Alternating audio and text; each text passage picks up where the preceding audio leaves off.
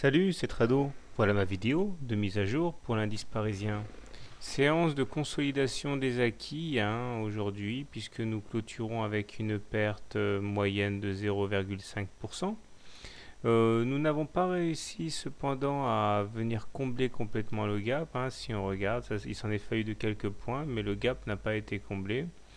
Cela signifie qu'il y a des forces acheteuses tout simplement parce que alors qu'on s'en rapprochait, des mouvements acheteurs ont eu lieu et quand on regarde les mèches basses d'aujourd'hui, d'hier et également d'avant-hier, on voit que eh bien il y a des gens qui achètent et du gros sans doute parce que c'est pas l'envie de shorter qui manque à beaucoup, c'est sans doute le fait aussi de fonds indiciels qui sont obligés de suivre leur benchmark, leurs références, bref les indices car ça fait partie de leurs engagements. Enfin bon, je m'égare. L'idée surtout, c'est que je pense qu'à moins d'avoir un island reversal, c'est-à-dire une ouverture demain avec un énorme gap, le négatif de ce qui s'est passé le 10 septembre, ce qui serait une configuration très négative, je vois rien de fondamentalement dangereux pour l'instant. Certains avaient peur d'un Tristar. Pour l'instant, il n'y a rien, il n'y a pas de Tristar.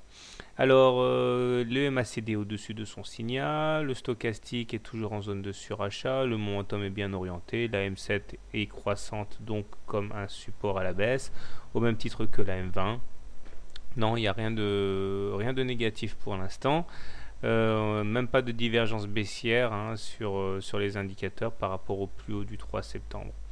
On vise toujours la médiane de la fourchette d'Andrews et éventuellement le haut du canal noir.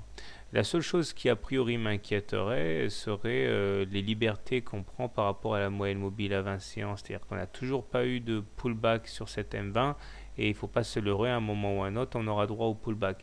Plus on monte, plus on s'affranchit de la M20 et plus le retour à la M20 sera violent.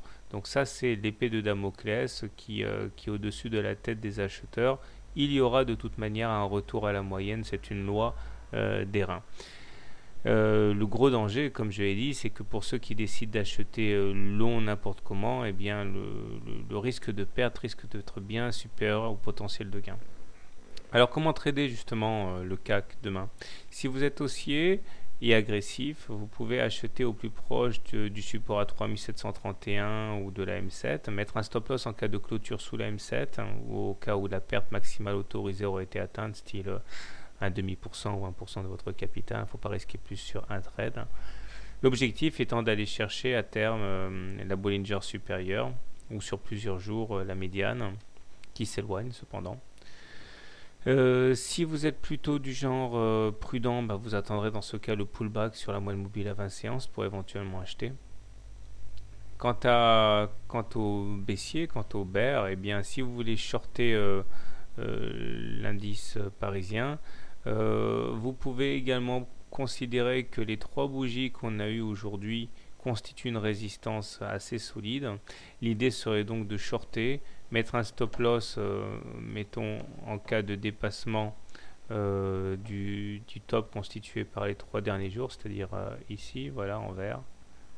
Donc l'objectif serait d'aller chercher la M7 en intraday, la M20 sur plusieurs jours et le stop loss en cas de cassure du segment vert ici. Voilà, bonne soirée, bon trade. Bon, naturellement, moi je suis plutôt acheteur sur repli, mais pas shorter sur des niveaux comme ça. Pas sur une dynamique pareille. Bonne soirée, bon trade, à demain.